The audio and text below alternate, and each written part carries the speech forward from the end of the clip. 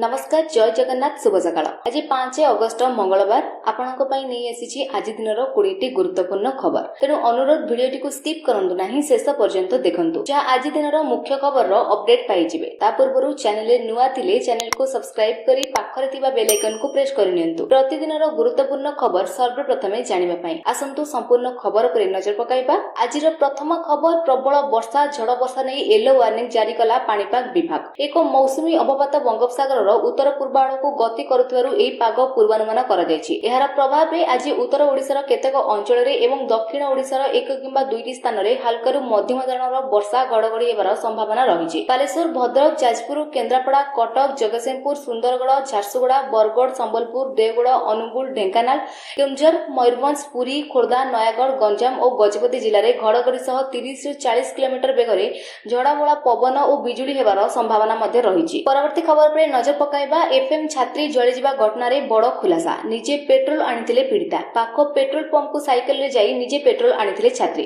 सामना को आसिला साइकेल नै जिबा बेलर सीसीटीवी फुटेज। निजे पेट्रोल आनी निज देह रे ढाली दे दियासिल मारी देथिले एफएम कॉलेज रो छात्री।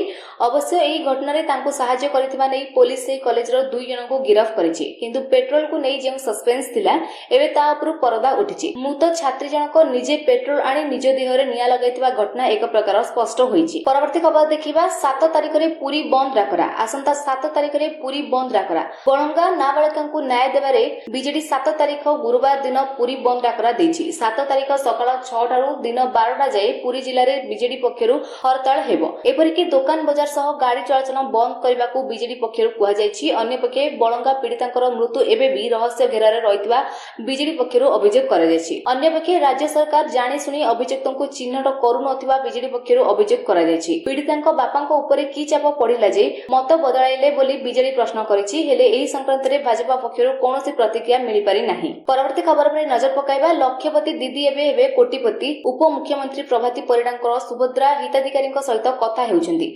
उपमुख्यमंत्री कहिसन्ती जे लक्षपति दीदींकु एबे एसएचजी रु बिना सुधरे 10 लाख टंका ऋण जोगाई देबाकू सरकार प्राथमिकता देबे। किभଳି वर्षकरे लक्षपति दीदींकु कोटिपति दीदी करा जिवो से नै सरकार गुरुत्व देउछन्ती। उपमुख्यमंत्री कहिसन्ती जे सरकार जेते भी आर्थिक सहायता देउछन्ती से सब बैंक सह संयोग करा जिवो। एहा सह सफल सुभद्रा भौणीकु विभाग चिठी लेखिबाकू परामर्श दैछन्ती।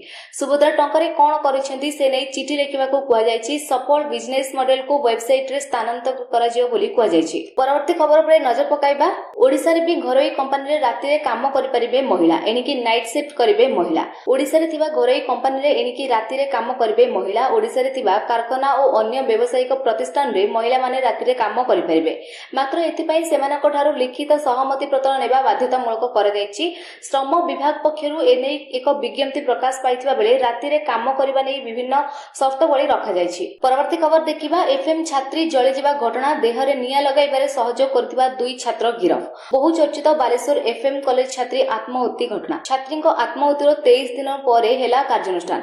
2 जनकु गिरफ कला क्राइम ब्रांच। जणे छात्र और जणे अणछात्र को गिरफ कला क्राइम ब्रांच। गिरफ 2 जन हेले ज्योति प्रकाश विश्वाल, शुभ्र संबित नायक। दुहे छात्री को आत्महत्या उद्यम रे सहयोग करथिबा जणा पड़िछि। परे गिरफ करिछि क्राइम ब्रांच। गिरफ परे 2 जन को सीधा कोर्ट चलना कला क्राइम ब्रांच। 2 अभियुक्त एबे 15 दिनिया विचार हाजत रे रहिबे। परवर्ती खबर पर नजर पकाइबा। पीएम किसान टंका सह चाषी को अकाउंट को आसिला अतिरिक्त 5000। प्रधानमंत्री नरेंद्र मोदी प्रधानमंत्री किसान सम्मति निधि योजनार 20तम किस्ती जारी करी खुशी खबर दैछन्ती। चाषी को अकाउंट को 2000 टंका पठाइछन्ती केंद्र सरकार। एही किस्ती रु प्राय 9 कोटी चाषी उपकृत होइछन्ती। एहा सहित बैंक अकाउंट को अतिरिक्त 5000 टंका स्थानांतर करा जायछि। अन्नदाता सुखभव योजना अधीन रे प्राय 47 लाख चाषी को 7000 टंका स्थानांतर करी आंध्र प्रदेश सरकार खुशी खबर दैछन्ती। एही योजना अधीन रे प्रति वर्ष चाषी माननकु 20000 टंकार आर्थिक सहायता प्रदान करा जायथाय। गोटिए दिन पूर्वरु शनिवार चंद्रबाबू नायडू सरकार अनेक लाख चाषी को 7000 टंका मध्यरु 5000 टंका जारी करथिले। बाकी 2000 टंका प्रधानमंत्री किसान सम्मति निधि योजना माध्यम रे जारी करा जायछि। केंद्र एवं राज्य सरकार कृषक मानक कल्याण पई किछि गुरुत्वपूर्ण योजना चलाउछन्ती, जहार लाभ बहु संख्यक लोकंकु मध्य मिलुछि। परवर्ती खबर देखिबा। सुभद्रा भौणीक सह आलोचना कले उपमुख्यमंत्री प्रभाती परिडा। विभाग କେନ୍ଦ୍ରକୁ ଚିଠି ଲେଖିବା ପାଇଁ ସୁଭଦ୍ରା ଭଉଣୀଙ୍କୁ ପରାମର୍ଶ ଦେଲେ ପ୍ରଭାତୀ। ସୁଭଦ୍ରା ଟଙ୍କାରେ କଣ କରିଛନ୍ତି ଚିଠି ଲେଖି ଜଣାନ୍ତୁ। ସଫଳ ବିଜନେସ୍ ମଡେଲକୁ ୱେବସାଇଟରେ ସ୍ଥାନାନ୍ତରିତ କରାଯିବ। ରାକ୍ଷୀ ପୂର୍ଣ୍ଣିମା ଅର୍ଥାତ୍ ଅଗଷ୍ଟ 9 ତାରିଖରେ ସୁଭଦ୍ରା ଉପଭୋକ୍ତାଙ୍କ ଆକାଉଣ୍ଟକୁ ଟଙ୍କା ପଠାଯିବ। ପୂର୍ବରୁ 3ଟି କିସ୍ତି ଟଙ୍କା ମିଳିଥିବା ବେଳେ ଚତୁର୍ଥ କିସ୍ତି ଟଙ୍କା ଅଳ୍ପ ଦିନରେ ଆକାଉଣ୍ଟକୁ ପଠାଯିବ। ରାଜ୍ୟର ମହିଳାଙ୍କୁ ସ୍ୱାବଲମ୍ବୀ କରିବା ଉଦ୍ଦେଶ୍ୟରେ ରାଜ୍ୟ ସରକାର ସୁଭଦ୍ରା ଯୋଜନାର ପ୍ରଚଳନ କରୁଛନ୍ତି। ପରବର୍ତ୍ତୀ ଖବର ଉପରେ ନଜର ପକାଇବା। ଖୁବ୍ ଶୀଘ୍ର bullet train. Mumbai Ahmedabad bullet train ପ୍ରକଳ୍ପ ଖୁବ୍ ଶୀଘ୍ର କାର୍ଯ୍ୟକ୍ରମ ହେବ ବୋଲି ରେଳମନ୍ତ୍ରୀ ଅଶ୍ୱିନୀ ବୈଷ୍ଣବ କହିଛନ୍ତି।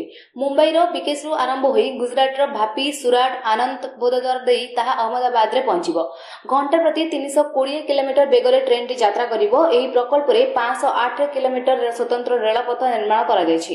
କାମ ଦ୍ରୁତ ଗତିରେ ଆଗେଇ ଚାଲିଛି। ବୁଲେଟ୍ ଟ୍ରେନ୍ ଚାଲିବା ପରେ ମୁମ୍ବାଇରୁ ଅହମ୍ମଦାବାଦ 2 ଘଣ୍ଟା 7 ମିନିଟରେ ପହଞ୍ଚି ହେବ ବୋଲି ମନ୍ତ୍ରୀ ଶ୍ରୀ ବୈଷ୍ଣବ କହିଛନ୍ତି। ପରବର୍ତ୍ତୀ ଖବର ଦେଖିବା। ଗାଡ଼ିର ବୀମା ନଥିଲେ ଅଧିକ ଜରିମାନା। ବୀମା ନଥିବା ଗାଡ଼ିଗୁଡ଼ିକୁ ଯାଞ୍ଚ ବେଳେ ଧରାପଡ଼ିଲେ ଅଧିକ ଜରିମାନା ଗଣିବେ। ମୋଟର ଯାନ ନିୟମରେ କରାଯାଉଥିବା ସଂଶୋଧନରେ ସେଭଳି କିଛି ବ୍ୟବସ୍ଥା କରାଯାଉଛି। ପ୍ରଥମ ଥର ଧରାପଡ଼ିଲେ ସେଭଳି ଗାଡ଼ି ବୀମା ପ୍ରିମିୟମର 3 ଗୁଣା ରାଶି ଜରିମାନା ଆକାରରେ ପ୍ରଦାନ କରିବେ। ଏକାଥରେ ଥର ନିୟମ ଉଲ୍ଲଂଘନ କଲେ ପ୍ରିମିୟମରେ 5 ଗୁଣା ରାଶି ଜରିମାନା ଗଣିବେ। ସମ୍ପ୍ରତି ପ୍ରଚଳନରେ ଥିବା ନିୟମ ଅନୁସାରେ ପ୍ରଥମ ଥର ଉଲ୍ଲଂଘନ ପାଇଁ ଜରିମାନା 2000 ଟଙ୍କା ଓ ଏକାଧିକ ଥର ନିୟମ ଉଲ୍ଲଂଘନ ପାଇଁ 4000 ଟଙ୍କା ଜରିମାନା ଏବଂ 3 ମାସ ପର୍ଯ୍ୟନ୍ତ ଜେଲ୍ ଦଣ୍ଡ ବ୍ୟବସ୍ଥା ରହିଛି। ପରବର୍ତ୍ତୀ ଖବର ଉପରେ ନଜର ପକାଇବା। 1.8 କୋଟି ଚାକିରି ପ୍ରତି ଏଆଇ ବିପଦ। ଆସନ୍ତା 2030 ସୁଦ୍ଧା ଆର୍ଟିଫିସିଆଲ ଇଣ୍ଟେଲିଜେନ୍ସ ଭଳି ପ୍ରଯୁକ୍ତି ପ୍ରାୟ 1.8 କୋଟି ଚାକିରିରୁ ପ୍ରଭାବିତ କରିବ। ବିନିର୍ମାଣ, ଖୁଚୁରା ଏବଂ ଶିକ୍ଷା କ୍ଷେତ୍ର ଏହାଦ୍ୱାରା ଅଧିକ ପ୍ରଭାବିତ ହେବ ବୋଲି ଆକଳନ କରାଯାଇଛି। ସର୍ଭିସ ନାଓର ତଥ୍ୟ ଅନୁସାରେ ବିନିର୍ମାଣ କ୍ଷେତ୍ର ସର୍ବାଧିକ ପ୍ରଭାବିତ ହେବ। କଳକାରଖାନାରେ କାମ କରୁଥିବା 80 ଲକ୍ଷଙ୍କ ଚାକିରି ପ୍ରତି ବିପଦ ଦେଖାଦେବ। ଖୁଚୁରା କ୍ଷେତ୍ରରେ 76 ଲକ୍ଷ ଓ ଶିକ୍ଷା କ୍ଷେତ୍ରରେ 25 ଲକ୍ଷ ଚାକିରି ପ୍ରତି ବିପଦ ସୃଷ୍ଟି ହେବାର ଆଶଙ୍କା ରହିଛି। ଏଆଇ ପ୍ରଭାବରେ ନୂତନ ଚାକିରି ମଧ୍ୟ ସୃଷ୍ଟି ହେବ। 2030 ସୁଦ୍ଧା 30 ଲକ୍ଷ ନୂଆ ନିଯୁକ୍ତି ସୃଷ୍ଟି ହେବ ବୋଲି ଆକଳନ କରାଯାଇଛି। ପରବର୍ତ୍ତୀ ଖବର ଦେଖିବା। ହାଇକୋର୍ଟର ସ୍ଥାୟୀ ବେଞ୍ଚ ପ୍ରତିଷ୍ଠାକୁ ନେଇ ପ୍ରତିକ୍ରିୟା ରଖିଲେ ରାଜସ୍ୱ ମନ୍ତ୍ରୀ ସୁରେଶ ପୂଜାରୀ। ସେ କହିଛନ୍ତି, କେଉଁଠି ବେଞ୍ଚ ପ୍ରତିଷ୍ଠା ହେବ ତାହା ଓକିଲ ସଂଘ ସ୍ଥିର କରନ୍ତୁ। ସେମାନେ ନିଜ ଭିତରର ଆଲୋଚନା କରି ଏହା ସ୍ଥିର କରନ୍ତୁ। ପଶ୍ଚିମ ଓ ଦକ୍ଷିଣ ଓଡ଼ିଶା ହାଇକୋର୍ଟ ବେଞ୍ଚ କେଉଁଠି ସ୍ଥାପନ ହେବ ସ୍ଥିର କରନ୍ତୁ। ଏନେଇ କେନ୍ଦ୍ର ସରକାରଙ୍କୁ ଏକ ସମନ୍ୱିତ ପ୍ରସ୍ତାବ ଦେବାର ଆବଶ୍ୟକତା ଅଛି ବୋଲି କହିଛନ୍ତି। ସୂଚନାଯୋଗ୍ୟ, ହାଇକୋର୍ଟ ବେଞ୍ଚ ପାଇଁ ଯଶବନ୍ତ ସିଂ କମିଶନ ମାପଦଣ୍ଡ ସ୍ଥିର କରିଛନ୍ତି। ପରବର୍ତ୍ତୀ ଖବର ଉପରେ ନଜର ପକାଇବା। ଆନ୍ଧ୍ର ପଥର ଖଣି ବିସ୍ଫୋରଣ ଘଟଣାରେ ବଢ଼ୁଛି ମୃତ ସଂଖ୍ୟା। 8କୁ ବଢ଼ିଲା ଓଡ଼ିଆ ଶ୍ରମିକଙ୍କ ମୃତ ସଂଖ୍ୟା। ପୂର୍ବରୁ 6 ଜଣଙ୍କ ମୃତ୍ୟୁ ହୋଇଥିବା ବେଳେ ଆଉ 2 ଜଣଙ୍କ ମୃତ୍ୟୁ ହୋଇଛି। ମୃତକ ଗଞ୍ଜାମ ଜିଲ୍ଲା ଧରାକୋଟ ବ୍ଲକର 2 ଜଣ ଶ୍ରମିକ ଥିବା ସୂଚନା। ଜଣେ ବାହାଡ଼ାଗୁଡ଼ ଗ୍ରାମର 45 ବର୍ଷୀୟ ମୂଷା ଜେନା ହୋଇଥିବା ବେଳେ ଅନ୍ୟ ଜଣେ ନୂଆକଂସାଇ ଗ୍ରାମର ସନ୍ତୋଷ ଗୌଡ଼। ସେପଟେ ଆନ୍ଧ୍ରପ୍ରଦେଶର ମୃତକଙ୍କ ପରିବାରବର୍ଗକୁ 14 ଲକ୍ଷ ଟଙ୍କା ଲେଖାଏଁ ପ୍ରଦାନ କରାଯିବ। ପଥର ଖଣି ମାଲିକ ଏହି ଟଙ୍କା ପ୍ରଦାନ କରିବାକୁ ଆନ୍ଧ୍ରପ୍ରଦେଶର ସରକାର ନିର୍ଦ୍ଦେଶ ଦେଇଥିବା ସୂଚନା ମିଳିଛି। ପରବର୍ତ୍ତୀ ଖବର ଦେଖିବା। ଖୁସି ଖବର। ଆଜି ସୁନା ମୂଲ୍ୟରେ ହ୍ରାସ ଘଟିଛି। ରାଜଧାନୀ ଭୁବନେଶ୍ୱରରେ ମଧ୍ୟ ସୁନା ଦର କମିଛି। ଭୁବନେଶ୍ୱରରେ 24 କ୍ୟାରେଟ ସୁନାର ମୂଲ୍ୟ 99,820 ଟଙ୍କା ରହିଥିବା ବେଳେ 22 କ୍ୟାରେଟ ସୁନାର ମୂଲ୍ୟ 91,500ରେ ରହିଛି। ଦିଲ୍ଲୀରେ 24 କ୍ୟାରେଟର 10 ଗ୍ରାମ ସୁନା 210 ଟଙ୍କା ହ୍ରାସ ପାଇବା ସହିତ 99,970 ଟଙ୍କାରେ ରହିଛି। ସେହି ସମୟରେ 22 କ୍ୟାରେଟ ସୁନା 200 ଟଙ୍କା ହ୍ରାସ ପାଇବା ସହିତ 91,650 ଟଙ୍କାରେ ରହିଛି। ମୁମ୍ବାଇରେ ସୁନାର ଉପରେ ମଧ୍ୟ ଚାପ ଦେଖିବାକୁ ମିଳିଛି। ଆଜି ମୁମ୍ବାଇରେ 24 କ୍ୟାରେଟ 10 ଗ୍ରାମ ସୁନାର ମୂଲ୍ୟ 210 ଟଙ୍କା ହ୍ରାସ ପାଉଛି। ପରବର୍ତ୍ତୀ ଖବର ଦେଖିବା। ଆଜି ପେଟ୍ରୋଲ ଏବଂ ଡିଜେଲର ନୂଆ ଆୟ ପ୍ରକାଶ ପାଇଛି। ଆଜି ଓଡ଼ିଶାର ରାଜଧାନୀ ଭୁବନେଶ୍ୱରରେ ପେଟ୍ରୋଲର ଦର 101 ଟଙ୍କା 35 ପଇସା ରହିଥିବା ବେଳେ ଡିଜେଲର ଦାମ ପ୍ରତି ଲିଟର ପିଛା 92 ଟଙ୍କା 92 ପଇସା ରହିଛି। ଏପରିକି ଦେଶର ପ୍ରମୁଖ ସହରରେ ପେଟ୍ରୋଲ ଓ ଡିଜେଲର ଦର ସ୍ଥିର ରହିଛି। ପରବର୍ତ୍ତୀ ଖବର ଉପରେ ନଜର ପକାଇବା। ଜନଧନ ଆକାଉଣ୍ଟଧାରୀଙ୍କ ପାଇଁ ବଡ଼ ଖୁସି ଖବର। ପ୍ରଧାନମନ୍ତ୍ରୀ ମୋଦି ଉତ୍ତରପ୍ରଦେଶର ବାରାଣାସୀରୁ ପ୍ରଧାନମନ୍ତ୍ରୀ କିଷାନ ସମ୍ମତି ନିଧିର 20ତମ କିସ୍ତିର ଟଙ୍କା 9.7 କୋଟି ଚାଷୀଙ୍କ ଆକାଉଣ୍ଟକୁ ସ୍ଥାନାନ୍ତର କରିବା ସମୟରେ ଜନଧନ ଆକାଉଣ୍ଟଧାରୀଙ୍କ ଏହି ବିଶେଷ ମେସେଜ ଦେଇଥିଲେ। ପ୍ରଧାନମନ୍ତ୍ରୀ ମୋଦି କହିଛନ୍ତି ଯେ ପ୍ରଧାନମନ୍ତ୍ରୀ ଜନଧନ ଯୋଜନା 10 ବର୍ଷ ପୂରଣ କରିଛି। ଯଦି ଆପଣ ଏହାକୁ ଅଣଦେଖା କରନ୍ତି ତେବେ ଆପଣଙ୍କର ଜିରୋ ବାଲାନ୍ସ ଆକାଉଣ୍ଟ ବନ୍ଦ ହୋଇପାରେ। ବ୍ୟାଙ୍କିଂ ନିୟମ ଅନୁଯାୟୀ ପ୍ରତି 10 ବର୍ଷରେ ବ୍ୟାଙ୍କ ଆକାଉଣ୍ଟକୁ କେୱାଇସି ଅପଡେଟ୍ କରିବା ଆବଶ୍ୟକ। ଏହାକୁ ସହଜ କରିବା ପାଇଁ କେୱାଇସି ପ୍ରକ୍ରିୟା ସମସ୍ତ କରିବା ପାଇଁ ବ୍ୟାଙ୍କ ଅଧିକାରୀଙ୍କ ସହାୟତାରେ ଏକ ସ୍ୱତନ୍ତ୍ର ଅଭିଯାନ ଆରମ୍ଭ କରାଯାଇଛି। ଜୁଲାଇ 1 ତାରିଖରେ ଆରମ୍ଭ ହୋଇଥିବା ଏହି ଅଭିଯାନରେ ବ୍ୟାଙ୍କ କର୍ମଚାରୀମାନେ ପ୍ରତ୍ୟେକ ଗ୍ରାମ ପଞ୍ଚାୟତରେ ଶିବିର ଏବଂ ମେଳା ସ୍ଥାପନ କରିଛନ୍ତି। ଲକ୍ଷ ଲକ୍ଷ ଲୋକେ ସେମାନଙ୍କର କେୱାଇସି ପୂରଣ କରିସାରିଛନ୍ତି। ପ୍ରଧାନମନ୍ତ୍ରୀ ମୋଦି ଅନୁରୋଧ କରିଛନ୍ତି ଯେ ଯେଉଁମାନେ ଇକେୱାଇସି କରିନାହାନ୍ତି ସେମାନେ ଯଥାଶୀଘ୍ର ଏହାକୁ କରନ୍ତୁ। ଆଧାର କାର୍ଡ ଏବଂ ବ୍ୟାଙ୍କ ପାସବୁକ୍ ସାଙ୍ଗରେ ନିଅନ୍ତୁ। ଆପଣଙ୍କର ଜନଧନ ଆକାଉଣ୍ଟ ପାଇଁ ଇକେୱାଇସି ପାଇବା ଏକ ସରଳ ପ୍ରକ୍ରିୟା।